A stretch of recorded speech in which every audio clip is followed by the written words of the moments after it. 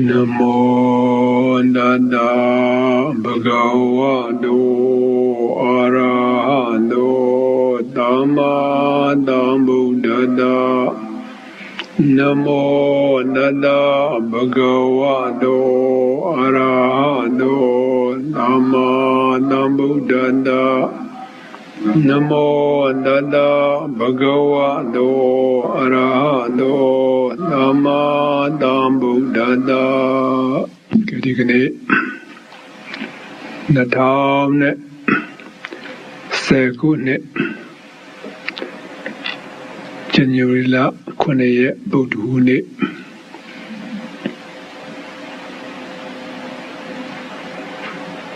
ဒီကနေ့တို့အာရမဏပစ္စည်းနဲ့ပတ်သက်ပြီးတော့လေ့လာကြရအောင်အာရမဏပစ္စယောတိအာရမဏပစ္စည်းဆိုတာ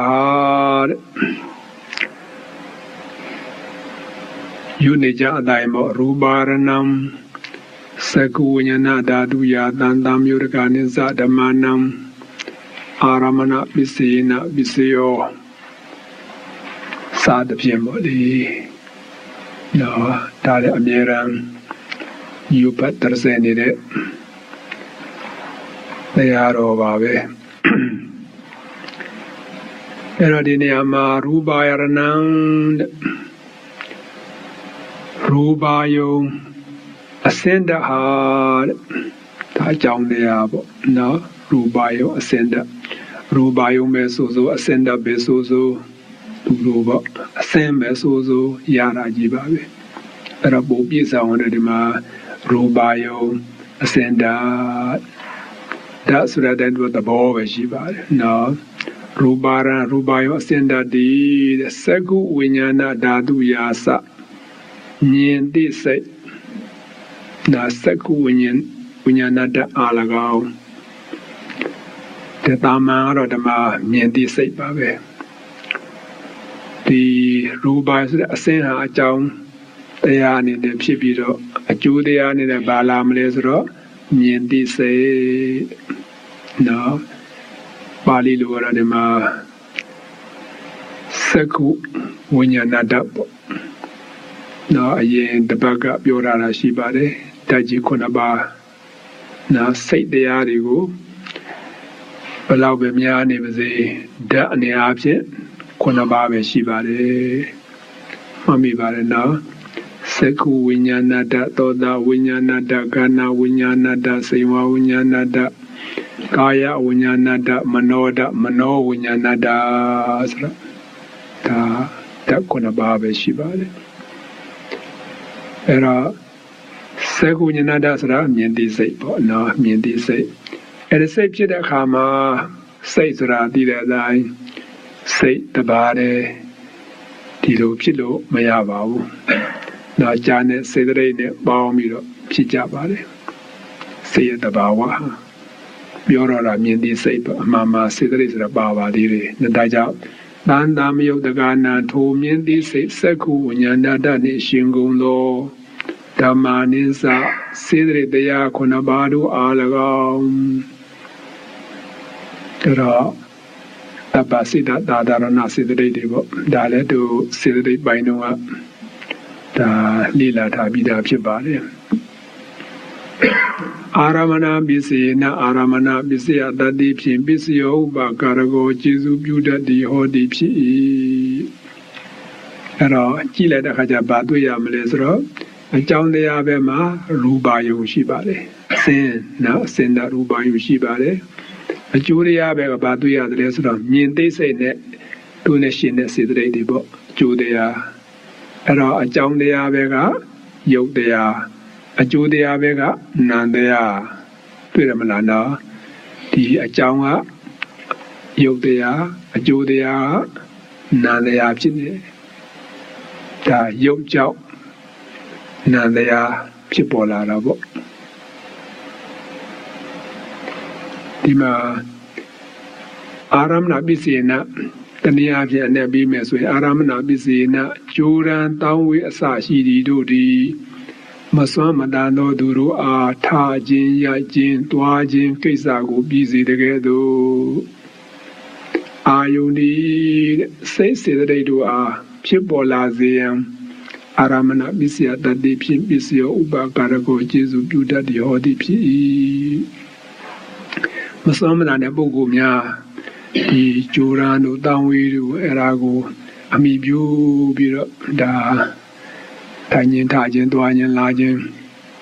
ကိစ္စပြီးစီတယ်လို့ပေါ့ဒီစိတ်စေတသိက်တရားတွေကလည်းပဲဘာကိုအမိပြုရတယ်လေအာယုံကိုအမိပြုရပါတယ်နာအာယုံအမိပြုရပါတယ်အာယုံမှမရှိဘူးဆိုရင်ဘယ်စိတ်မှမပေါ်ဘူးနောက်ဘယ်စိတ်မှမပေါ်ပါဘူးအာယုံဆိုတဲ့နေရာမှာဘာအာယုံတွေရှိတယ်လဲဆိုတော့ရူပါယုံနေတတ္တယုံနေကန္တာယုံရတ္တယုံဖုဒ္ဓဘာယုံဓမ္မယုံအာယုံ6ပါးပေါ့နော်အာယုံဘယ်လောက်ပဲများနေပါစေပေါ့ဒီ6ပါးတဲ့အလွတ်တော့မရှိပါဘူးနော်အာယုံ6ပါးရှိပါတယ်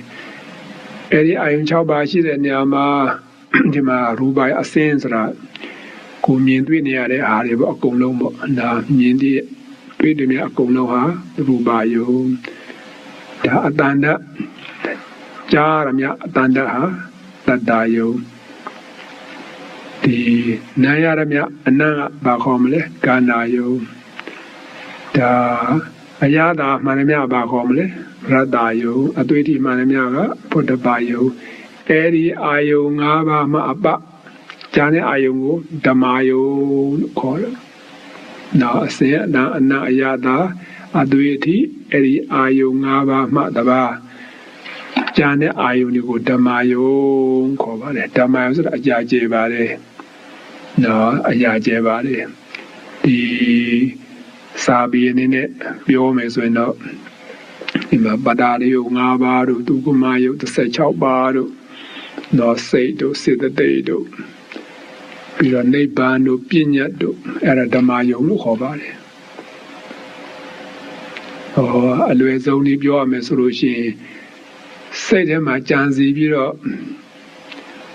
မြင်ရရမြကြားရရမြနားရရမြစားရတွေ့ထရရမြအကုန်လုံးဟာဓမ္မယုံလို့ခေါ်တာနော်အဲ့လိုလည်းမှတ်လို့ရပါတယ်စိတ်ရဲ့ကြံစီပြီးတော့တွေ့ရရမြအာယုံတွေဟာဓမ္မယုံလို့ခေါ်ပါတယ်နိဗ္ဗာန်လည်းဓမ္မယုံပဲနောက်ပညာလည်းဓမ္မယုံပဲဒါဉာဏ်နဲ့ယုတ်တရားစိတ်စေတသိက်နိဗ္ဗာန်ဆိုတာပရမတ္ထတရားတွေပေါ့ပညာဒါအရှိတရားတွေပေါ့ပညာဆိုတာတကယ်ရှိတဲ့တရားဟုတ်ကဲ့လားမဟုတ်ဘူးဒါပညာဆိုတာမရှိတဲ့တရားပါဒါပညာဆိုတဲ့အတိုင်းပဲသမုတ်ပြီးတော့ထားတာပေါ့နော်အပြောတာရှိတယ်သူမှာပရမတ္ထတရားမဟုတ်ပါဘူးအဲ့တော့ဒီနေရာမှာဘာတွေသိရမလဲဆိုတော့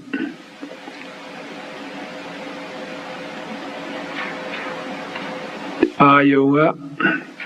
အကြောင်းတရားဖြစ်ပြီးတော့စိတ်စေတသိက်တရားတွေအကျိုးတရားတွေနဲ့ဖြစ်လာကြတယ်အဲ့တော့နေ့စဉ်နဲ့အမျှမိမိရဲ့ဘဝမှာစဉ်းစားကြည့်ဘာနဲ့နေကြလဲအဲ့ဒီအာယုံ6ပါးနဲ့နေကြတာနော်အာယုံ6ပါးနဲ့နေကြတာပြီးကြတဲ့နံပါတ်3ပါးကလေ့လာထားတဲ့ဟေတုပစ္စယောနဲ့ဒီဟေတုအာရမဏနဲ့ပဲနေကြတာအာယုံ6ပါးနဲ့ပတ်သက်ပြီးတော့ဘာဖြစ်ကြလဲလောဘဖြစ်ကြတယ်ဒေါသဖြစ်ကြတယ်မောဟဖြစ်ကြတယ်အဲ့ဒါခါလေးကျတော့ဒီအာယုံ6ပါးနဲ့ပတ်သက်ပြီးတော့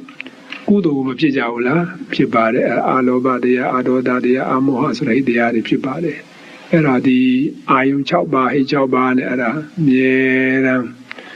တွန်သွဲပြီးတော့ဖြစ်နေကြတဲ့ဘဝမှာလူဘဝဆိုစဉ်းစားကြည့်နော်မျက်စိပွင့်တဲ့ကြိုင်နဲ့မြင်နေရပြီအာယုံလေးမြင်နေရပြီကောင်းတဲ့အာယုံမကောင်းတဲ့အာယုံလေးမြင်နေရတယ်ကောင်းတဲ့အတန်မကောင်းတဲ့အတန်ကောင်းတဲ့အနတ်မကောင်းတဲ့အနတ်ကောင်းတဲ့အရာသာမကောင်းတဲ့အရာသာကောင်းတဲ့အတွေ့အထိမကောင်းတဲ့အတွေ့အထိ ကောင်းတဲ့စိတ်ကူးရင်မကောင်းတဲ့စိတ်ကူးရင်တွေအမြင်တွေမရှိဘူးလားရှိတယ်နော်အဲ့တော့40နဲ့အများဒီအာယု5ပါးအာယု6ပါးအများတော့ပေါ်နေတာပါပဲအဲ့ဒီမှာတို့ကဒီပဋ္ဌာန်းတရားလေ့လာတဲ့အခါကျတော့ပါဠိတိဖို့လို့တည်းဆိုတော့အာယု6ပါးမျက်စိပိတ်ထားလို့လည်းမဖြစ်ဘူးဟုတ်တယ်မလားနားပိတ်ထားလို့လည်းမဖြစ်ပါဘူးအဲ့တော့ဘယ်အာယုပေါ်ပေါ်လာတဲ့အခါမှာလောဘဒေါသမောဟတရားတွေမဖြစ်ဘူးနော်လောဘဒေါသလောဘဖြစ်မဲ့စားအလောဘဖြစ်အောင်ပေါ့ဒေါသဖြစ်မဲ့စားအဒေါသဖြစ်အောင်မောဟဖြစ်အောင်ဒါပြောင်းပြီးတော့နှလုံးသွင်းရမှာပဲစဉ်းကျင်ရမှာပဲဒါအဓိကအဲ့တော့လူတွေကအာယုံနောက်ကိုလိုက်နေကြတာစဉ်းစားကြည့်လေဒီရူပါယုံဆိုတဲ့အစဉ်သူမျက်စိအကြည့်ကစဉ်းစားကြည့်သူရဲ့မျက်လုံးတို့ရဲ့မျက်စိဆိုတာကအာယုံပေါ်မှာသူအယံတွေ့တာနှစ်တဲ့သဘောရှိပါတယ်နော်ဘလောက်ပဲမကောင်းတဲ့အာယုံပဲဖြစ်သူကကြည့်ခြင်းမြင်ခြင်းတဲ့သဘောရှိစဉ်းစားကြည့်လေဘယ်နေရာတော့ဒီမှာကားတိုင်းမှုကြည့်ခြင်းဖြစ်နေတယ်ဆိုတော့သွားတော့ကြည့်ခြင်းနေတယ်မျက်စိကအဲ့ဒါမှအာယုံမသူကပြောပိုက်တာပါနော်တိတ်ပြောပိုက်တာကြည့်ခြင်းတာတချို့ကြတော့ဘယ်နေရာမှာတော့လက်ဝေးဆိုတာကသေဝင်တပ်ပွဲပါပဲအဲ့ဒါဆိုရသေဝင်ခွင့်ပြုထားတာတပ်ပွဲပါပဲချို့များအဲဒီထိုးရင်းနဲ့တည်သွားတာလည်းရှိတာပါပဲအဲ့ဒါလည်းသွားမကြည့်ကြဘူးလားကြည့်ကြတယ်ပိုက်ဆံနဲ့ထောင်ကြီးတောင်းကြီးပြီးတော့သွားကြည့်ကြအဲ့ဒါမျက်စိအလိုလိုက်ပြီးတော့အဲ့ဒါကြည့်ရမှာအိမ်မနေပြန်တော့လည်းဘယ်နဲ့လဲအလကားနေလို့ဖြစ်ပါမဖြစ်ပါဘူးနော် TV တွေအဲ့ဒါကြည့်နေရတာပဲဘယ်နည်းကြည့်တရားနဲ့မဟုတ်တပတ်လည်းမဟုတ်အမြဲတမ်းကြည့်နေအဲ့တော့မျက်စိရဲ့တဘာဝလေအဲ့ဒါပြောပိုက်နေတာကောင်းတဲ့အာယုံဖြစ်မကောင်းတဲ့အာယုံဖြစ်အဲ့ဒါသူကအယံပြောပိုက်တယ်ကြည့်ရမှာရူပါယုံပေါ်မှာအယံပြောပိုက်တယ်ပြောပိုက်တဲ့အတွက်ကြောင့်စဉ်းစားကြည့်မိမိအင်္ဂါဒါနမှာကြည့်ဖို့အတွက်တွေပဲပိုက်ဆံဘလောက်အသုံးချတာစဉ်းစားကြည့်ကြည့်ဖို့တမယ်ပဲနော်ဒီနာထောင်ဖို့နာဖို့စားဖို့ဆိုတာအတားထားကြည့်ဖို့တမယ်ပဲပိုက်ဆံအများကြီးအကုန်ခံထားတာဒါမျက်စိအလိုလိုက်ကြတယ်လေစဉ်းစားကြည့် TV ကဘလောက်တောင်းဖို့ရှိစဉ်းစားကြည့် TV တွေရောကြားနေဟာတွေရော CD တွေရောစုံနေတာပဲနောက် DVD တွေရောအတိုင်းအချက်ဆက်တွေရောပြီးတော့ဘုပကြည်လင်းအောင်စသည်ဖြင့်ပေါ့လေဆက်ပစ္စည်းခက်မီဆက်ပစ္စည်းတွေဝယ်ပြီးတော့အဲ့ဒါမျက်စိအလိုလိုက်ကြတာမဆုံးနိုင်ပါဘူးနော်မဆုံးနိုင်ပါဘူးအဲ့ဒါကြည့်ပြီးတော့ကုသိုလ်ရရင်တော့ပဇံကုံရကျိုးနဲ့တာပေါ့ပဇံလည်းကုံနေတယ်နောက်ပဇံလည်းအကုံခံနေတယ်ထောင်ကြည့်ပြီးတော့အချိန်နဲ့ကုံခံနေတယ်အကုသိုလ်လည်းဖြစ်နေတယ်ဆိုပဲနဲ့ကောင်းပါဘူးကောင်းတာမကောင်းတာနောက်ကောင်းတယ်မကောင်းတာနေ့တိုင်းကလည်းကြည်နေတာပဲနော်ကြည့်ပြီးတော့ဒေါသဖြစ်ရင်ဖြစ်ကြည့်ပြီးတော့လောဘဖြစ်ရင်ဖြစ်နေတယ်မဖြစ်ကြဘူးလားဖြစ်ကြတယ်သူများအာကစားဓမ္မအာကစားအယံဝါဒနာပါတာပဲနော်အာကစားကြည့်ကြတယ်အာကစားကြည့်တယ်ဆိုတာဒါကုသိုလ်ဖြစ်ကြည့်တာဟုတ်ကဲ့လားဘယ်ဟုတ်မလဲတစ်ဖက်ဘက်ကလည်းနိုင်စေချင်တာပဲနော်လူတယောက်ကလည်းနိုင်စေချင်တာပဲအဲ့ဒါအဲ့ဒီကမနိုင်ဘူးဆိုရင်တော့စိတ်ထဲမှာအဲ့ဒါဒေါကံပြီးဆဲပြီးစာတွေဖြစ်မို့လေအဲ့ဒါများသောပြည်သူတွေကမသိကြပါဘူးနော်မသိကြပါဘူးအဲ့တော့ကောင်းတယ်ပြောနေကြတာပဲနော်ဟိုမှာရိုက်ပွဲဖြစ်နေတယ်မှာတပ်ပွဲဖြစ်နေတယ်သူဤတန်ရေးနဲ့ကြည့်တဲ့သူကအရန်ကောင်းတာပဲချီယူနေတာအဲ့ဒါမျက်စိက ရူပါယုံမှာအယံနှစ်သက်တဲ့သဘောကိုပြောပြတာပါနော်အဲ့တော့ကိုယ်ကဗုဒ္ဓဘာသာကြီးအဘိဓမ္မာကြီးလေ့လာထားတဲ့ပဋ္ဌာန်းတရားတွေနော်လေ့လာထားတယ်ဆိုတော့အဲ့တော့တာမန်လူနဲ့မတူဘူးတော့လူတာပေါ့နော်တို့ကကာမဘုံသားတွေကာမလူသားတွေလူချင်းတဲ့ဘုံအဲ့တော့မလားဒါလောဘရှိတဲ့ဘုံဆိုတော့လောဘမရှိဘူးဆိုတာဒါကတော့လွယ်မှာမဟုတ်ပါဘူးအဲ့တော့နေတဲ့နေအောင်ပေါ့လေဒါကိုစင်ကျင်တတ်ဖို့လေစင်ကျင်တတ်ဖို့ဟိုငါအချိန်နဲ့ကုန်သေးတယ်ပိုက်ဆံနဲ့ကုန်သေးတယ်အာဟုလိုလည်းဖြစ်သေးတယ်အဲ့ဒါတော့မဟုတ်သေးဘူး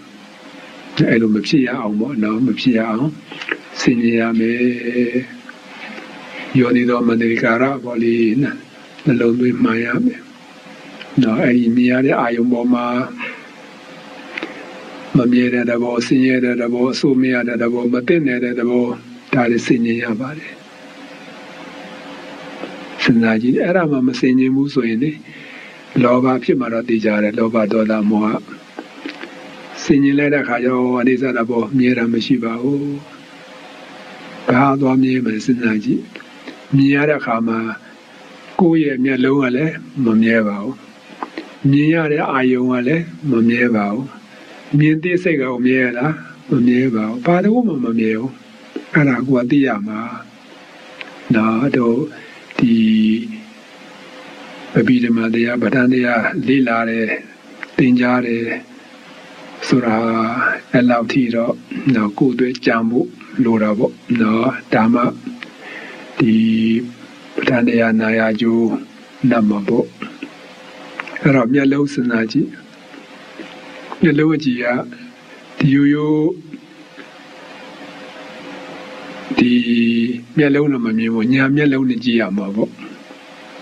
နာညာမျက်လုံးနဲ့ကြည့်ရမယ်မျက်စိအကြည့်ဆိုတာဒါကာညံဖြစ်တဲ့ရုပ်တရားပါပဲနာလည်းကိုပြောတာလည်းရှိပါတယ်အဲ့ဒီကာညံဖြစ်တဲ့ဒီရုပ်တရားဟာမျက်စိအကြည့်ဟာသူက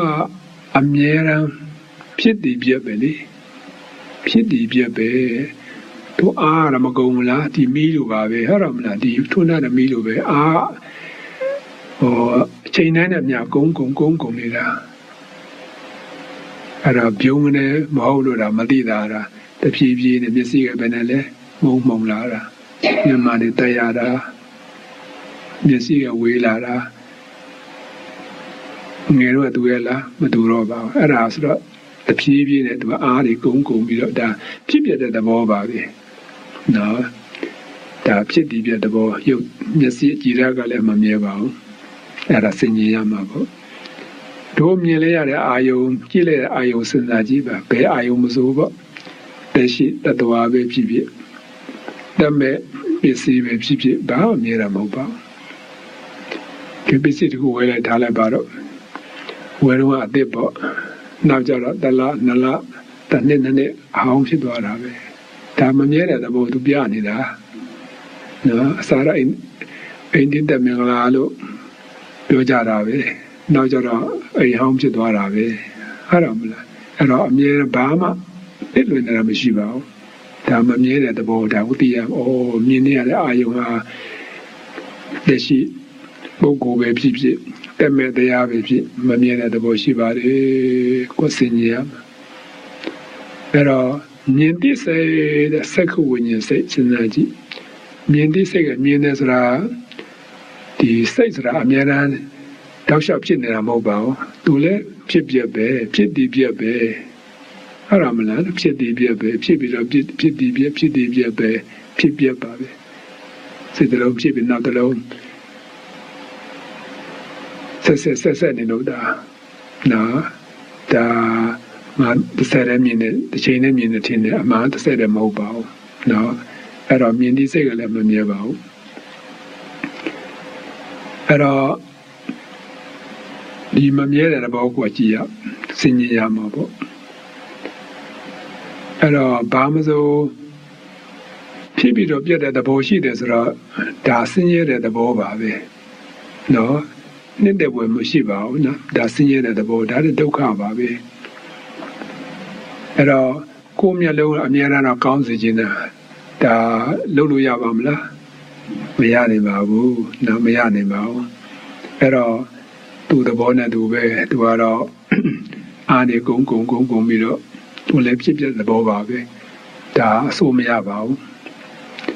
မြင်ရတဲ့အာယုံကိုကတော့ကောင်းတဲ့အာယုံမြင်ချင်မှာပေါ့အဲ့တော့ကောင်းတဲ့အာယုံကို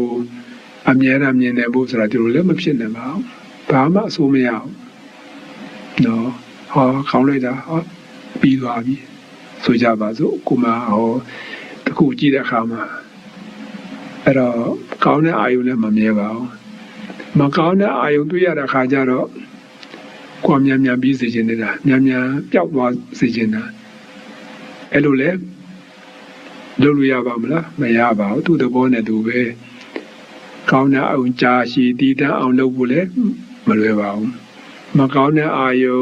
မြန်သွားဖို့ပျောက်ဖို့ပြတ်ဖို့လည်းဒီလိုလဲကိုလည်းအဆိုးမရပါဘူးဒါအဆိုးမရတဲ့သဘောတွေပေါ့နော်မတင်တဲ့သဘောတွေဒါတွေစဉ်းကျင်ပြီးစေခြင်းပါလေအဲ့ဒါစဉ်းကျင်ပေးလိုက်လို့ရှိရင်ဘာဖြစ်မလဲဆိုတော့လောဘဒေါသမောဟဖြစ်မဲ့စားအလောဘအဒေါသအမောဟဆိုတာဖြစ်လာပါတယ်ဒါအမှန်တရားကိုစဉ်းကျင်နေဆိုတာကကုသိုလ်စိတ်ပဲနော်ကုသိုလ်စိတ်မာကုသိုလ်စိတ်ဖြစ်နေတာမာကုသိုလ်စိတ်ဖြစ်တဲ့အချိန်မှာဒီခုနအလောဘအဒေါသအမောဟတရားတွေနဲ့ရှင်းပြီးတော့ဖြစ်တာပေါ့ဒါကြောင့်ကုသိုလ်တရားတွေဆက်ပြီးတော့ဖြစ်နေကြတာပေါ့အဲ့လိုဆင်ခြင်ပေးစေခြင်းပါလေနော်အဲ့တရားဓမ္မနဲ့ကြည့်မယ်ဆိုရင်တော့ဒါဒီ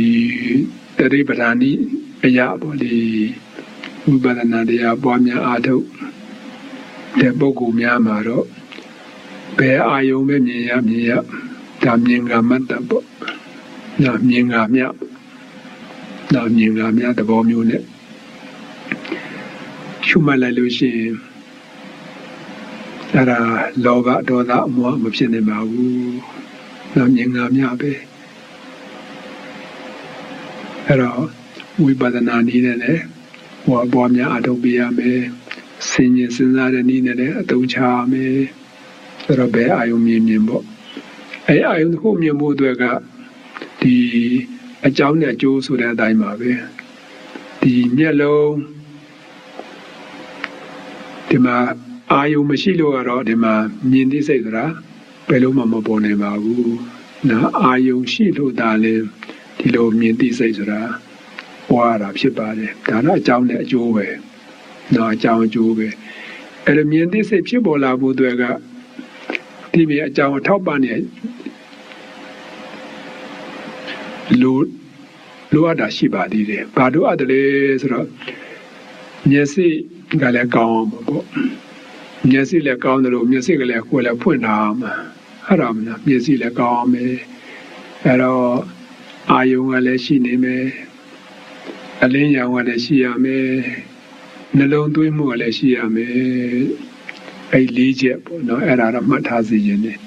အဲ့လေးချက်ဒီအကြောင်းတရားလေးချက်ပြည့်စုံမှသာလေမြင်သိစိတ်ဆိုတာဖြစ်တာပါအဲ့အကြောင်းတရားလေးပါးဓမ္မတစ်ပါးပါချို့သွားလို့ရှိရင်မမြင်နိုင်ပါဘူးအဲ့တော့အကြောင်းနဲ့အကျိုးပဲဖြစ်ပေါ်လာတဲ့တရားဆိုတာဘာသာရှိသလဲယုတ်တရားနာတရားမျှတာရှိပါတယ်အာယုံဆိုတာရူပယုံဆိုတာယုတ်တရားမြင်သိစိတ်ဆိုတာကနာတရားယုတ်နဲ့နာမျှတာရှိပါတယ်လို့ဒါဟုသိထားမှာပေါ့နော်ပုဂ္ဂိုလ်တ attva ဆိုတာပါရလားမပါပါဘူးနော်ယုတ်နဲ့နာမျှတာရှိပါတယ်အဲယုတ်တရားနာတရားကလည်းစဉ်းစားကြည့်မြဲသလားဆိုသူလည်းမမြဲပါဘူးဖြစ်ပြီးတော့ပြည့်တဲ့သဘောလည်းရှိပါတယ်ပြီးတော့အကြောင်းနဲ့အကျိုး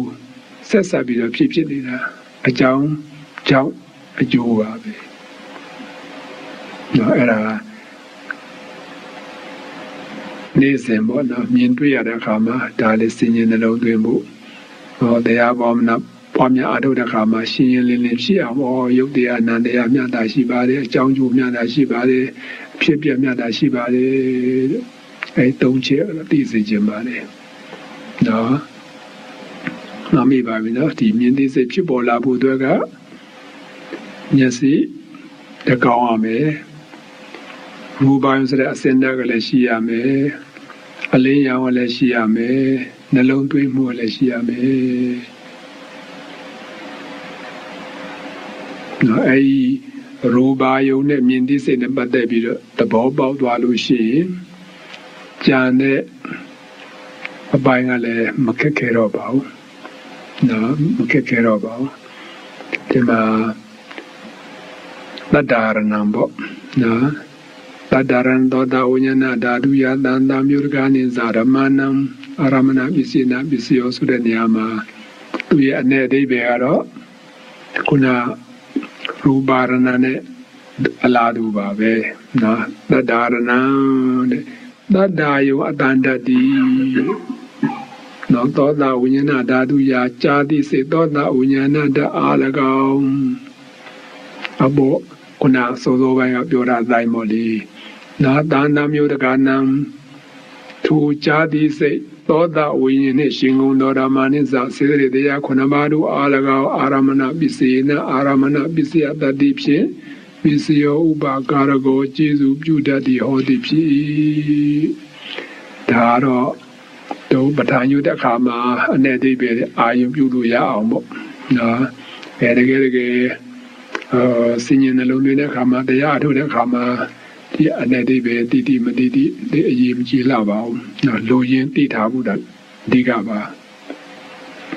အဲ့ဒါတတ္တရဏတဲ့တတ္တယုံအတန္တအတန္တနဲ့ပတ်သက်ပြီးစဉ်းစားရင်နေ့စဉ်နဲ့အမျှအတန္တကိုမလိုက်ကြဘူးလားလိုက်ကြတယ်ဒါတခါလေရူပါယုံနောက်လိုက်ကြတယ်တခါလေတတ္တယုံနောက်လိုက်ကြအဲ့တော့အတန်စရာစဉ်းစားကြည့်လေနော်တခြင်းသားမှမဟုတ်ပါဘူးတခြင်းသားပဲဖြစ်ဖြစ်လူသားပဲဖြစ်ဖြစ်ကိုယ်ကြားကျင်တာပဲနော်အိုးတရင်မရတာကြားလာပြီ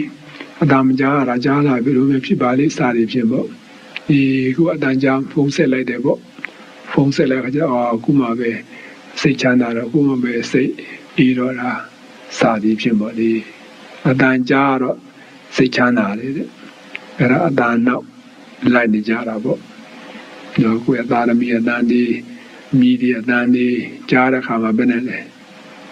ပြီးဒီဖြစ်မနေဘူးလားဖြစ်တယ်နော်အဲ့ဒါလောဘဖြစ်တဲ့ချိန်လည်းဖြစ်တာပေါ့အလောဘဖြစ်တဲ့ချိန်လည်းဖြစ်တာပေါ့ဒီလိုပဲလူပေါ်မူနေတာပေါ့နော်ကိုယ်အဲ့ဒါသိထားတဲ့ခါကျတော့လောဘဒေါသမောဟမဖြစ်အောင်လို့ဒါတတိတမစင်းနဲ့နေရတာပေါ့လေအဲ့ဒါနဲ့ပတ်သက်ပြီးတော့ကိုကခေစီကြောင်ရပေါ့လေအတန်နဲ့ပတ်သက်ပြီးတော့ဘယ်လောက်ထိပဲစံဒီအကုန်ခံပြီးတော့ဝဲရတာစဉ်းစားတာကြည့်ပြီးတော့နော်အတန်နဲ့ပတ်သက်ပြီးတော့ကိုယ်အိမ်ကြီးအဌာနမှာလေဆက်ပစ္စည်းကိရိယာတွေအတန်နဲ့ပတ်သက်တဲ့ဟာတွေအတန်ချက်ဆက်တွေတချင်းတွေစာတွေဖြင့်ပေါ့လေ CD တွေစာတွေဖြင့်အကုန်လုံးပိုက်ဆံအများကြီးအသုံးချထားတာနော်ဝေရတာပိုက်ဆံအကုန်ခံပြီးတော့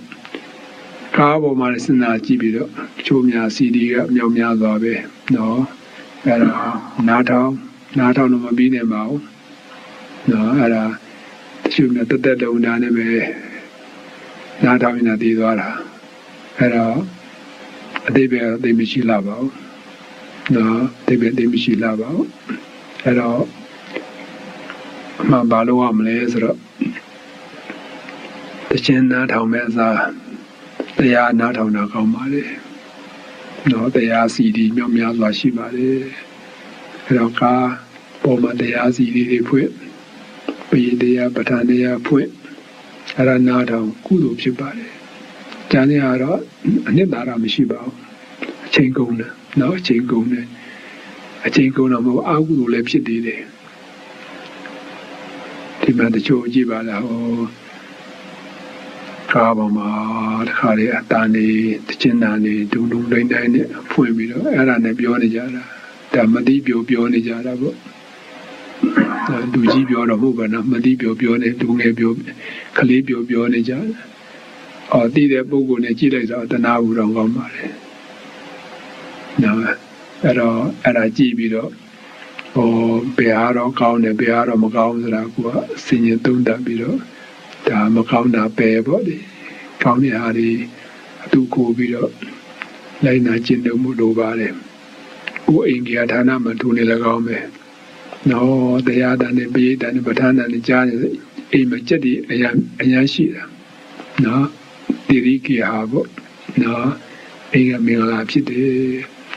ကိုမိသားစုတွေ့တယ်ဒါရထိုက်တဲ့ပုဒ္ဒရာတွေအပညာတွေဘဝလမ်းညွှန်တွေရနေတာပေါ့အိမ်ဆောင်တာကလည်းဒီခွင့်ရည်တွေရယူနေသေးတာတခြင်းဖို့လို့ကတော့ဘာမှရမှာမဟုတ်ညာချင်းစကားပြောတော့မှမကြားရဖြစ်နေတခြင်းတန်ကကျေလုံးအကြည့်လို့အတန်နဲ့ပတ်သက်ပြီးတော့လည်းဒီလိုပဲဆင်ញင်ရပါတယ်နော်ဒီအတန်ကြားရဆိုတာဒီမှာအတန်နာမရှိလို့ရှိရင်ကြားတိစိတ်ကပေါ်ပါမလားမပေါ်ပါဘူးအတန်ဆိုတာတတ္တယုံဆိုတာအတန်တဆိုတာကယုတ်တရားနာယုတ်တရားပြီးတော့ကြားတိစိတ်ဆိုတာကနာတရားအကြောင်းကယုတ်တရားအကျိုးကနာတရားဒါအကြောင်းနဲ့အကျိုးပဲရှိပါတယ်နော်အကြောင်းနဲ့အကျိုးပဲရှိပါတယ်အဲ့တော့မိမိရဲ့နာကြည်ဆိုတာစဉ်းစားကြည့်သူလည်းအမြဲတမ်းဖြစ်တည်ပြပါပဲသူလည်းမမြဲပါဘူးအတန်ဆိုတာစဉ်းစားကြည့်တလုံးကြီးထွက်လာတာနော်ရှေ့လုံးကပြောက်ပြီးတော့နောက်အလုံးကဆက်ပြီးတော့အဲ့ဒါနေနေတာအတန်ရဲ့အမှန်မှဖြစ်ပြအမှန်များပါတယ်နော်တရားရှုမှတ်တဲ့အခါမှာလေနားမှာကြားတာကိုမှတ်လိုက်လို့ရှိရင်အတန်တစ်လုံးပြီးတစ်လုံးဖြစ်ပြီးတော့ပြက်တဲ့သဘောဟာအမှန်ထင်ရှားပါတယ်နော်အဲ့ဒါကိုရှုမှတ်ရအောင်မမြဲတဲ့အတန်ရဲ့မမြဲတဲ့သဘောဖြစ်ပြအမှန်မြန်ဆန်တဲ့သဘောကောင်းအောင်သိနိုင်ပါ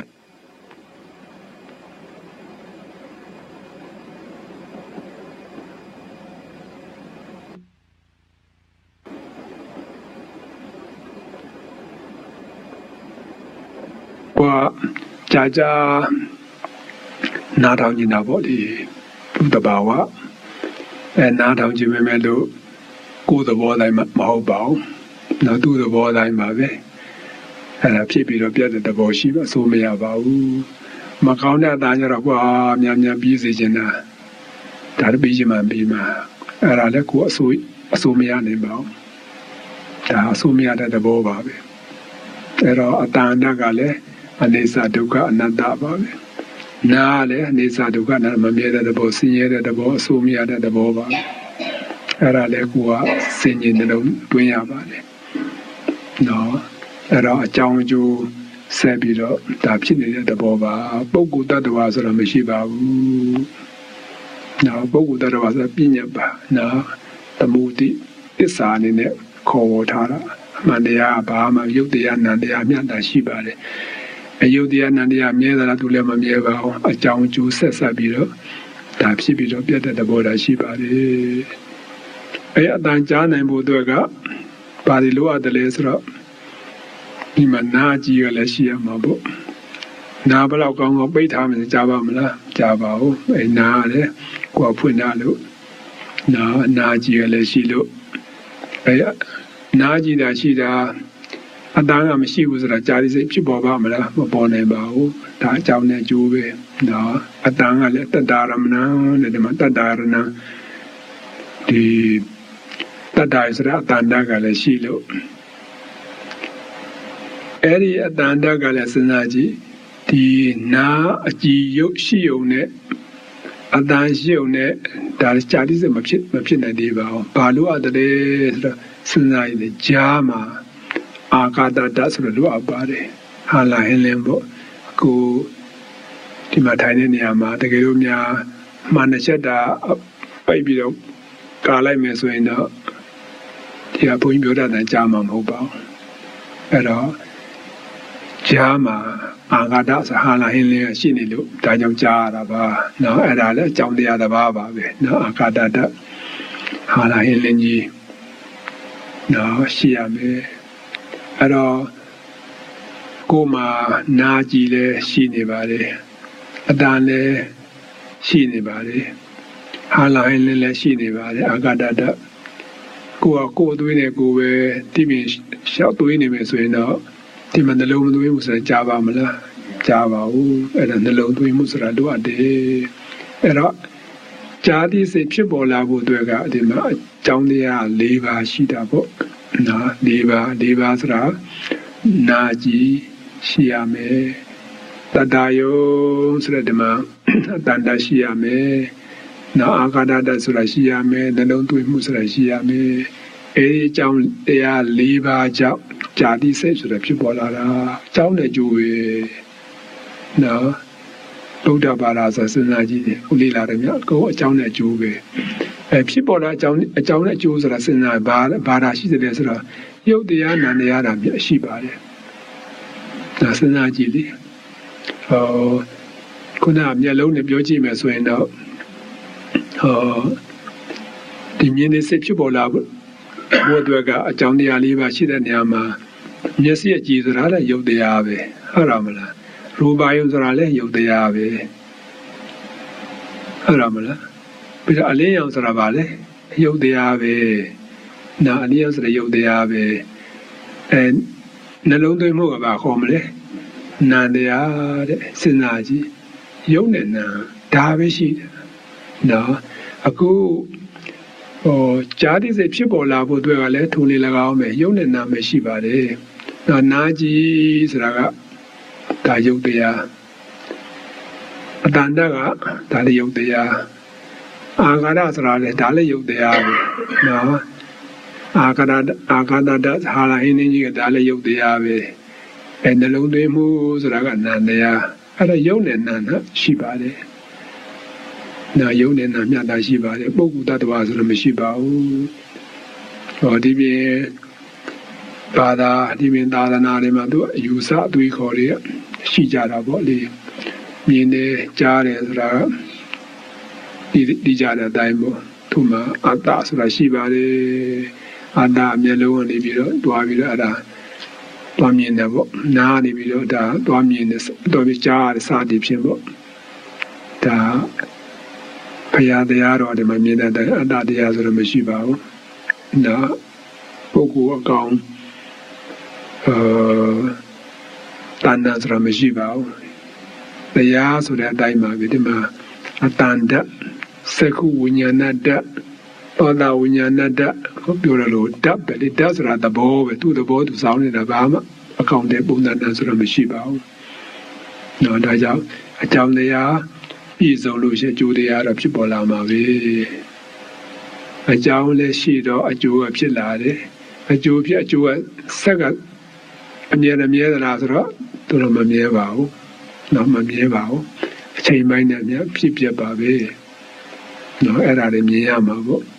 No, they are out of the Kama, era gone, year daisy, near Namade, near Mada, near Mabe. The Matagaya deities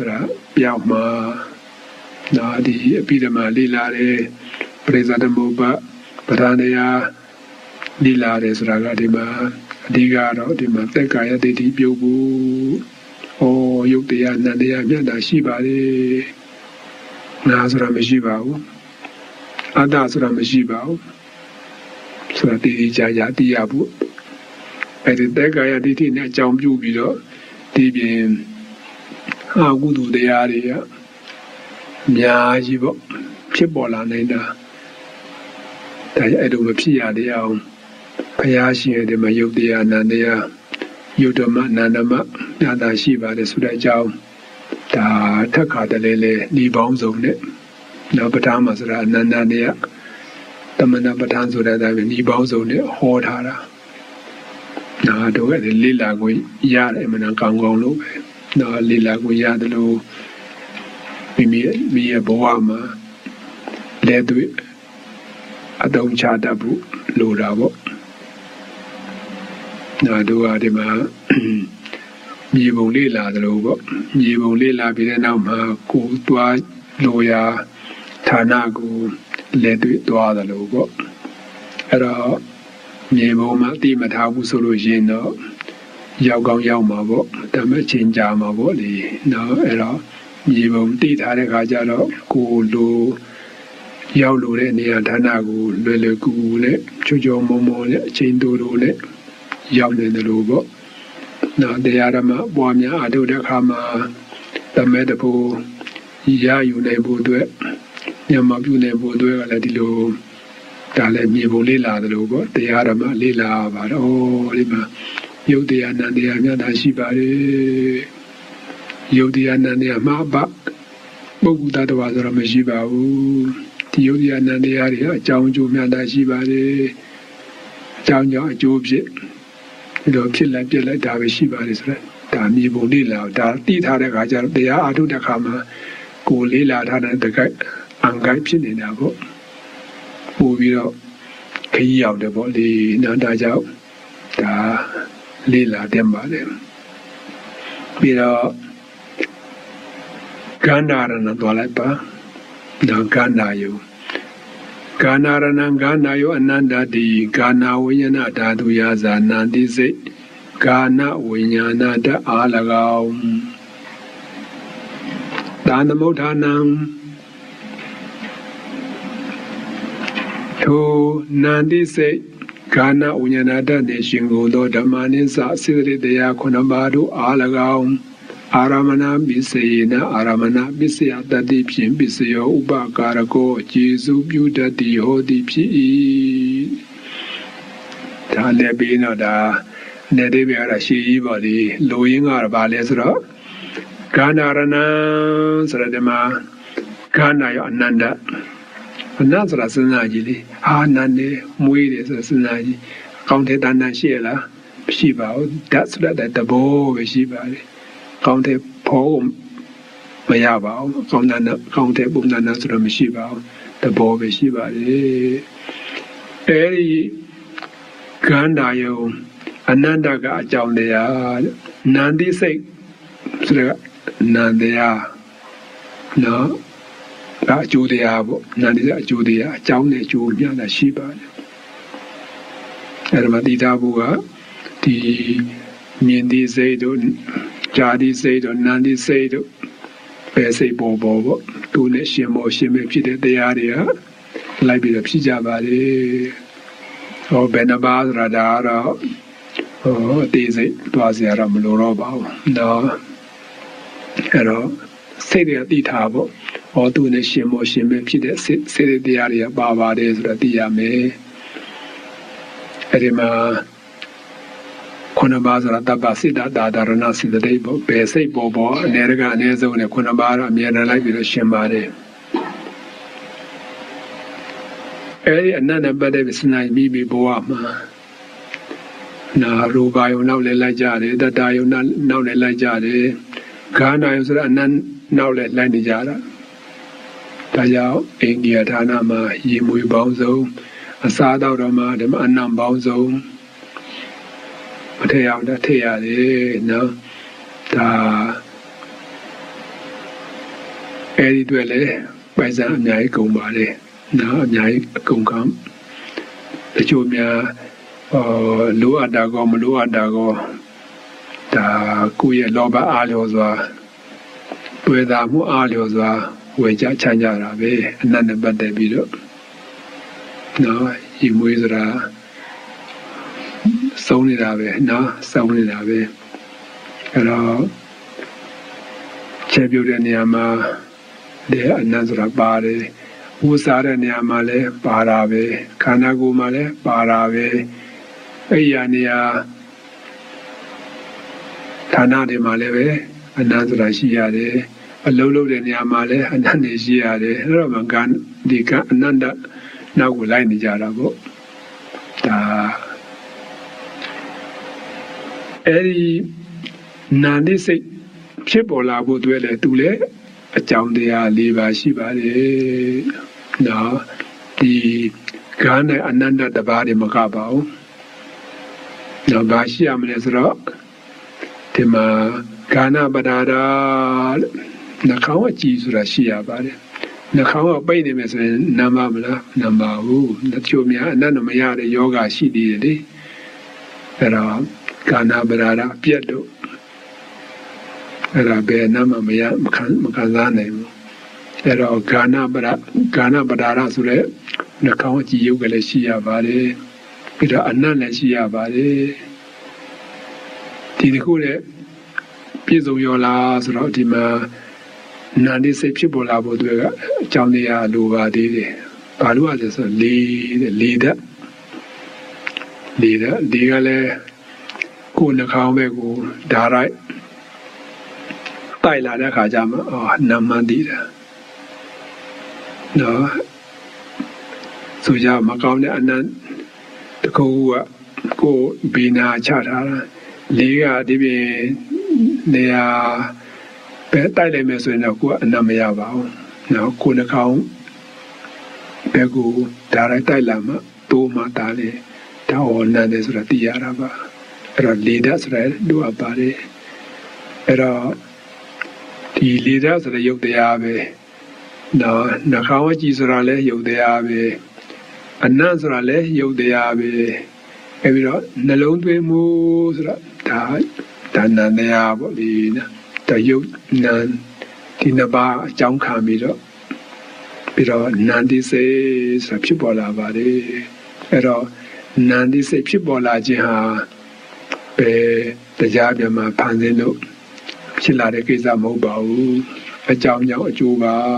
ဆိုတာဒီလိုတိကျကျနာသိထားဖို့လိုပါတယ်နော်အဲ့ဒီကာနာတနဲ့ပတ်သက်ပြီးတော့နောက်တစ်ခါရတ္တရဏံသွားလိုက်ပါဦးရတ္တရဏံတဲ့ရတ္တယောအယတာတတိအယတာမှန်တယ်များပေါ့ဒီအယတာ6ပါးပေါ့စေဝဝိညာဏဓာတုယာစလျက်တိစိတ်စေဝဝိညာဏအား၎င်းတန်တမြုဒကနံထိုလျက်တိစိတ်ပဲဆိုစာတိစိတ်ပဲဆိုသူတို့ပေါ့နော်လျက်တိစိတ်စာတိစိတ်စေဝဝိညာဏနဲ့ရှင်ကုန်သောဓမ္မနိစ္စစေတတရား9ပါးတို့အား၎င်းအာရမဏပိစေနအာရမဏပိစယတတ္တိဖြင့်ပိစယောဥပကာရကောကျေစုပြုတတ်သည်ဟောသည်ဖြစ်၏အရိယတာယုံဆိုတဲ့အယတာဓာတ်ကအကြောင်းတရားသူ့အကြောင်းဘာဖြစ်လာဆိုတော့စာတိစိတ်လျက်တိစိတ်ဆိုတဲ့စေဝဝိညာဉ်စိတ်ဆိုတာဖြစ်ပေါ်လာတာပါဒါအကြောင်းနဲ့အကျိုးနော်အကြောင်းအကျိုးအဲဒီအာယုံနောက်လည်းဘယ်နဲ့လဲမစားဘဲနေလို့ရပါမလားမရပါဘူးတနေ့ကို2ကြိမ်နမက3ကြိမ်နမက4ကြိမ်နမကအဲ့ဒါမခဏစားနေရတယ်အဲဒီအာယုံနောက်လည်းလိုက်နေကြတယ်လူလောကကြီးမှာလေမိမိအင်္ဂါဒါနမှာဒီရတ္တယုံနဲ့ပတ်သက်ပြီးတော့စဉ်းစားကြည့်ရေကတိတာတစ်လုံးနဲ့လောက်ပါမလားမလောက်ပါဘူးဒါနှလုံးနမကပါဘုံနဲ့စုဆောင်ထားသေးတာနော်စားစရာတောက်စရာတွေစုံနေတာပဲဒါမိမိရဲ့ဘဝဒါနဲ့နေကြတာနာရတ္တယုံရတ္တယုံခံစားနိုင်ဖို့အတွက်ဒါအလုံးလုံးနေကြတာနော်ဝန်ရည်အတွက်ဆိုတာဒီမရတ္တယုံမှာပဲဟုတ်တယ်မလားနော်အဲဒီကျတော့ကိုယ်အိမ်မှာစားတော့လာမှတိတ်အားမရသေးဘူးဆိုင်မသွားပါတဲ့သမင်းလေးတွေသွားရတယ်ဟိုတွေသွားရတယ်အဲဒီရတ္တယုံနောက်တကောက်လိုက်နေကြတာပေါ့အဲ့ဒါပိုက်စားနဲ့အများရဲ့ကုန်ခံအချိန်နဲ့အများရဲ့ကုန်ခံလောဘစိတ်ကိုလည်းဖြစ်လိုက်သေးတယ်နော်သဘောကျတယ်ဆိုတာလောဘစိတ်သဘောမကျဘူးဆိုရင်ဒေါသစိတ်အဲ့တော့စဉ်းစားလိုက်ကြည့်ပြီးတော့မစားတတ်ဘူးဆိုရင်အာဟုတို့ဖြစ်နော်ကိုယ်ပိုက်စားနဲ့ကိုယ်ပဲနော်ကိုယ်အိမ်ကြီးအဒါနမှာနေပြီးတော့အဲ့တော့တရားမှမရှိဘူးဆိုရင်တရားမှနားမလည်ဘူးဆိုလို့ရှိရင်တော့ဒါစားရင်အာဟုတို့ဖြစ်တယ် တာမန်ပုဂ္ဂိုလ်ဘယ်လိုသွားထင်မလဲစာရင်အကုသိုလ်ဖြစ်တယ်ဆိုတော့ဘယ်လိုမှတော့မထင်ပါဘူးဟာဒါကောင်းလိုက်တာဒါဘယ်လိုရတာစသည်ဖြစ်အမွှန်းနေကြတာဒါကြောင့်ဘုရားလေတနာတော်မူတဲ့လူတွေကိုတနာတော်မူတဲ့သူကြောင့်ဒီမှာကလေးတင်တယ်လို့တင်ပေးတာစားရကဘယ်လိုစားမလဲတတိနဲ့စားရတယ်စင်ကြီးပြီးတော့စားရတယ်နော်စားမှုနဲ့ပတ်သက်ပြီးတော့အများကြီးပေါ့ဘုရားဟောထားတာတကယ်တဲ့စဉ်းစားကြည့်ဒီစားဖို့တွေအစားမဲ့တယ်ဆိုတာဒါစဉ်းစားကြည့်တနေ့တည်းစားတဲ့ကိစ္စမဟုတ်ပါဘူးဒီကနေ့စားပြီးတော့နောက်နေ့ကျတော့ဘာဖြစ်မလဲနောက်နေ့ကျတော့သတ်စားပြန်ပြီးရတာမလားအဲ့တော့ကိုယ်တရားဟောစားတော့ရတယ်ဆိုတာခန္ဓာကိုယ်ကြီးရှိနေလို့မစားမဖြစ်လို့မတော့မဖြစ်လို့စားရတာတော့ရတာစားတော့မှသာလေကိုယ့်ရဲ့လုပ်ငန်းတာဝန်တွေလုပ်နိုင်မယ်နော်သာသနာအတွက်ကိုယ့်ပါရမီတရားအတွက်ဒါဖြည့်ခြင်းနိုင်ကိုအင်အားရှိလာမယ်အဲဒီရွေချက်နဲ့စားမှာပေါ့နော်အဲဒီရွေချက်နဲ့စားမှာအဲ့ဒါအရသာပေါ့ပေါ်မှာစိတ်ကဆွဲပြီးတော့စားနေမယ်ဆိုရင်တော့လောဘနဲ့စားတဲ့သဘောပဲနော်လောဘနဲ့စားတဲ့သဘောအဲ့တော့မစားသင့်ဘူးပေါ့နော်ကိုယ်အတိထားတဲ့အခါမှာဟောဆင်ញင်ပြီးတော့စားပါလေနော်ဘလောက်ကောင်းကောင်းပေါ့နော်ဘလောက်ပဲကောင်းကောင်းနောက်နေ့ကျတော့ပြန်စားတာပါပဲစားရမြမစင်တဲ့တော့ကျတော့ကျင်ကြီးဖြစ်တာပဲနော်အဲ့ဒါလည်းစားတော့တဲ့အခါမှာဆင်ញင်စဉ်းစားဖို့ပေါ့များတော့မြကောင်းတဲ့ခါကျအရန်ကောင်းလိုက်တာအာရပါရဒါစားစရာလောဘတရားစားရမကောင်းဘူးဆိုညီးတယ်ဒါမကောင်းဘယ်လိုပဲဝါပဲချမ်းသာသဘောမကျအဲ့ဒါဘာဖြစ်တယ်လဲဒေါသတရားအဲ့တော့လောဘဒေါသမဖြစ်အောင်လေဒါစားတတ်ရမယ်နော်စားတတ်ရမယ်နေတတ်ရမယ်အဲ့တော့ဒီစားမှုနဲ့ပတ်သက်ပြီးတော့ဒီစားသည့်စိတ်အလျက်သည့်စိတ်ဖြစ်ပေါ်လာဖို့အတွက်ကသူလည်းအကြောင်းတရား၄ပါးရှိပါတယ်တိကျကဘာလဲဆိုတော့ခုနလျှာအကြီးဆိုတာရှိရပါတယ်ဆရာတွေကတခုကဖုံးပြီးတော့တခါလေးချို့အများနာတာရှိတလားတော့နေမကောင်းတဲ့ခါမှာငရုတ်တီရှာပေါ်ထားရမှာမဟုတ်ဘူးအရသာမသိနိုင်ဘူးနော်ဒါကြောင့်ရှာအကြည်ဓာတ်လည်းရှိရမယ်ပြီးတော့ရတာယုံတခုခုအစာတခုကလည်းရှိရမယ်ပေါ့အဲ့ဒါရှာလည်း6နေမယ်အစာတော့က6နေမယ်ဆိုရင်တော့အရသာသိနေမှာမလားမသိနိုင်ဘူးဘာလို့ရတယ်လဲအဆိုဓာတ်ဆိုတာလို့အဆိုဓာတ်ဆိုတာကအာဘောဓာတ်ပေါ့နော်အဆိုဓာတ်ဆိုတာရှိရပါတယ်အဲ့တော့အဆိုဓာတ်တော့ရှိနေပြီနှလုံးသွင်းမှုမှမရှိဘူးဆိုရင်တော့စားလိုက်တဲ့ဟာကငါမြန်ငါသွားလားဆက်မြန်ဆက်သွားလားဆိုတော့တိကျမသိနိုင်ဘူးဂယုမဆိုင်ဘူးဆိုရင်လေဒါရနှလုံးသွင်းမှုဆိုတာလိုအပ်ပါသေးတယ်အဲဒီအကြောင်းတရား၄ပါးပြည့်စုံတဲ့ခါကျရင်လျက်ဒီစိတ်စာဒီစိတ်ဆိုတာဖြစ်ပေါ်လာပါတယ်နော်အကြောင်းတူတဲ့အကြောင်းတရား၄ပါးပါပဲအဲ့ဒါပြောရင်ရှိပေါ့ဒီနော်ဒါဒီနေရာမှာလူရင်းကတော့ဒီမှာစားတော့တဲ့အခါမှာလောဘမဖြစ်ဘူးဒေါသမဖြစ်ဘူးနော်စားတတ်ဘူးနော်စားတတ်ဘူးစင်ကြီးမြတ်စားတတ်စင်ကြီးမြတ်စားရမယ်ဘာဝနာတရားနဲ့စားရမယ်အဲ့ဒါမှနော်တန်ဖိုးရှိတာတနေ့ကို၃လေးကြီးစားပြီးတော့တနေ့၃လေးကြီးလောဘဒေါသတရားတွေပဲဖြစ်နေမယ်ဆိုတာတော့မခိုက်ပါဘူးနော်စားတိုင်းအဲ့တော့စင်ကြီးပြီးတော့စားမယ်တရားမှရှုမှပြီးတော့စားမယ်ဆိုလို့ရှိရင်စားတိုင်းအဲ့ဒါမာကုသိုလ်စိတ်တွေဖြစ်နေတာပေါ့နော်တမာတိပညာတွေရင့်တဲ့ရင့်လာတာပေါ့နော်အဲ့ဒါလေများသောအားဖြင့်လူတွေကလောနဲ့အဲ့တော့လောမလို့အောင်နော်အနေဆုံးဝါတဲ့ခါမှာသမင်းတလို့ဝါတဲ့ခါမှာ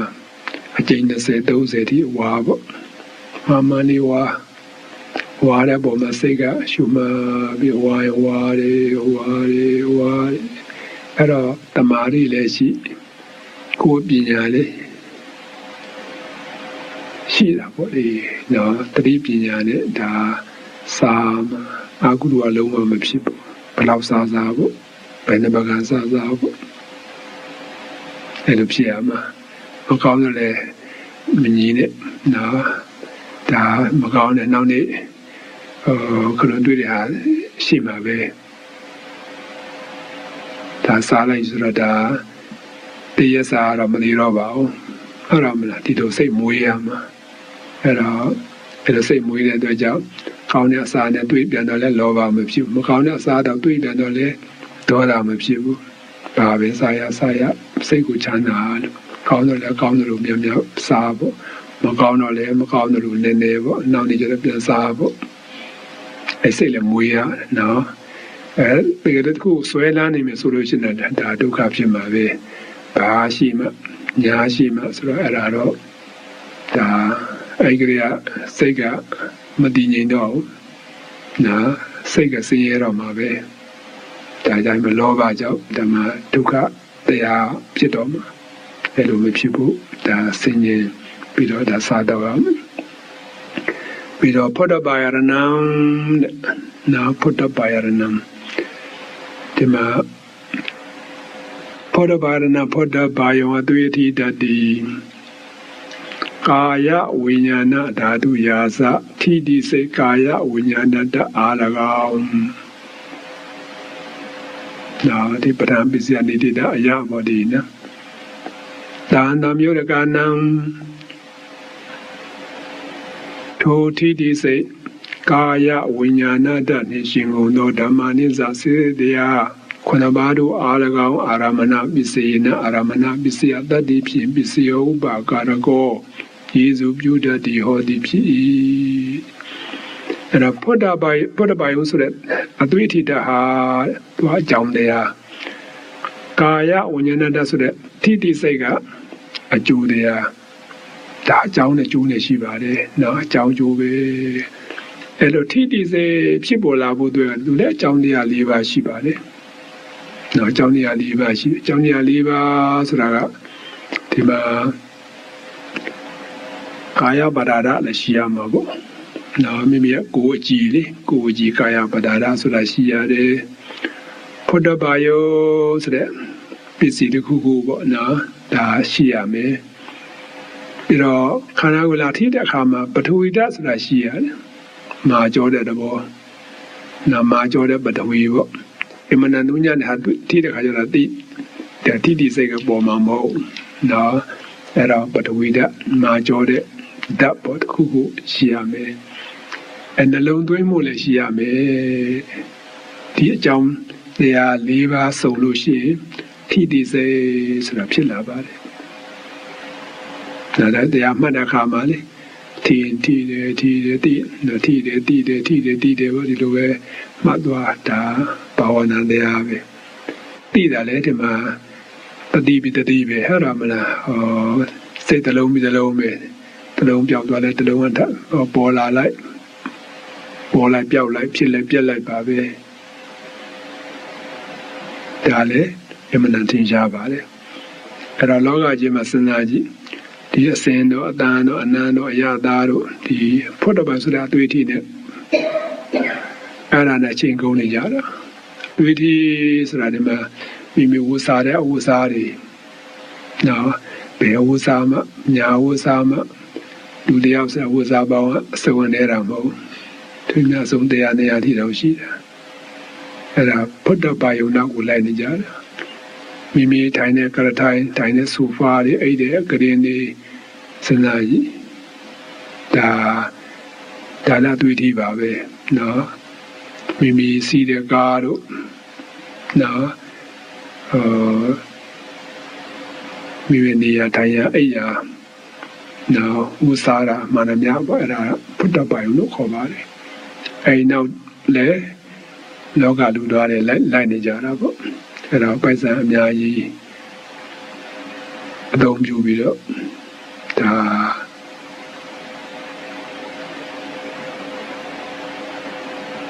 ဝေချမ်းနေရတာ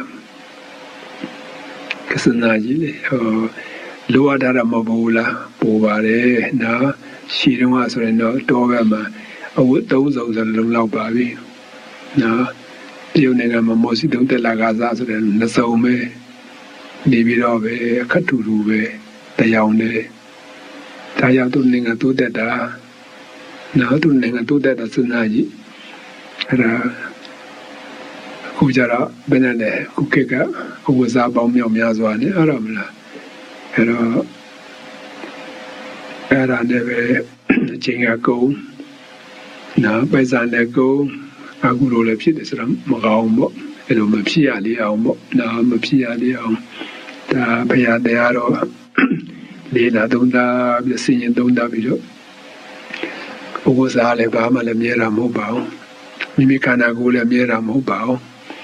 မိနေရာတိုင်းလည်းမြဲတာမဟုတ်ပါဘူးမိကားတော့ဘာလို့လဲဆိုမြဲတာဘာမှမြဲတယ်ခုမရှိပါဘူးနောက်ကိုယ်သဘောတိုင်းဘာမှမလုပ်နိုင်ပါဘူးသူ့သဘောသူစောင်းနေတာအဲ့တော့ဒီချုပ်ပြီးတော့ကြည်လိုက်မယ်ဆိုရင်တော့ဒီအစင်တို့အသားတို့အနံတို့အရာသားတို့အသွေးထီးတဲ့အဲ့ဒီအယုံ၅ပါးနဲ့ပတ်သက်ပြီးတော့ဒီအကြောင်းတရားအနေနဲ့ဖြစ်ပြီးတော့တဲ့မြင်သိစိတ်တို့ကြားသိစိတ်တို့နာသိစိတ်တို့လျှက်သိစိတ်တို့ထိသိစိတ်တို့ဖြစ်လာပါတယ်အကြောင်းနဲ့ကျိုးများတာရှိပါတယ်အာယုံကလည်းမမြဲဘူးစိတ်ကလည်းမမြဲဘူးအဲ့တော့မလားနာတာမမြဲတဲ့တဘောစင်ရင်သုံးတာပြီးတော့ထားစေခြင်းပါလေအဲ့တော့ယောနိတော်မန္တလိကာရဆိုတာလိုအပ်ပါတယ်နော်တရားအထုတ်တဲ့ပုဂ္ဂိုလ်ဖြစ်ဖြစ်အာမထုတ်တဲ့ပုဂ္ဂိုလ်ဖြစ်ဖြစ်အဲ့ဒါလိုနှလုံးသွင်းမှုကောင်းတဲ့နှလုံးသွင်းမှုရှိမယ်ဆိုလို့ရှိရင်လောဘဒေါသမောဟတရားတွေကညှို့နေသွားနိုင်ပါလေဒါဧကမုတ်ချပဲတရားဘာဝနာနဲ့ရှုမှတ်ပွားများမယ်ဆိုလို့ရှိရင်ဒါတော့အကောင်းဆုံးပေါ့နော်အကောင်းဆုံးပဲဒါရအလုံးတော့တရားဓမ္မများမိမိတို့ဘဝမှာအစင်နံပါတ်တဲ့အတန်နံပါတ်တဲ့အနတ်တွေ့အနတ်အရသာတွေ့ဒီ၅ပါးအာယုံကာမဂုဏ်တရားနဲ့ပတ်သက်ပြီးတော့ဒါတွေ့ကြရတဲ့အခါမှာဒီယောနိတော်မန္တရိကာရဆိုတဲ့အတင်းတဲ့နှလုံးသွင်းမှုရှိပြီးတော့တတိပဒာနိနဲ့ညီနာဘာဝနာတရားပွားများအားထုတ်အဲ့တော့ပွားများအားထုတ်တဲ့အခါကျတော့ဖြစ်ပြီးတော့ပြည့်တဲ့သဘောများတာရှိပါတယ်လို့တည်ထားစေခြင်းမှာအဲ့လိုတည်လာထားလို့ရှိရင်ဒီတည်တဲ့အတိုင်းတော့ဒီအမှန်တရားကိုတည်တဲ့အတိုင်းလောဘကိုလည်းပယ်နိုင်မယ်ဒေါသကိုလည်းပယ်နိုင်မယ်မောဟကိုလည်းပယ်နိုင်မယ်နောက်တဲ့ကာယဒိဋ္ဌိကိုလည်းပယ်နိုင်မယ်အဲ့တော့ပယ်နိုင်တဲ့အတိုင်းမိမိဘဝမှာကိုယ်ချမ်းသာစိတ်ချမ်းသာခြင်းဆိုတာရှိမှာပဲဒါတွေမကပါဘူးနိဗ္ဗာန်ချမ်းသာတိုင်းအောင်မျက်မှောက်ပြုနိုင်ပါလေဒါကြောင့်အာလုံးတော်ကဓမ္မများနော်မိမိရဲ့မျက်စိနာနာလျှာကိုနော်နပတ်တဲ့ပြီးတော့ပေါ့လေအဲ့ဒီအာယုံ၅ပါးကြုံတွေ့ရတဲ့အခါမှာမှန်ကန်တဲ့လုံခြုံမှုတွေရှိကြပါစေ။နောက်တတိပဌာန်တရားနဲ့အညီပွားများအားထုတ်နိုင်ကြပါစေ။စင်ញင်နှလုံးသွင်းမှုပွားများအားထုတ်မှုရှိတဲ့အတိုင်းကိုယ်ကြမ်းစိတ်ချမ်းသာခြင်းနဲ့ပြည့်စုံပြီးတော့နိဗ္ဗာန်ချမ်းသာကိုလည်းပဲမျက်မှောက်ပြုနိုင်ကြပါစေလို့ဒါတို့ခေါ်ကြ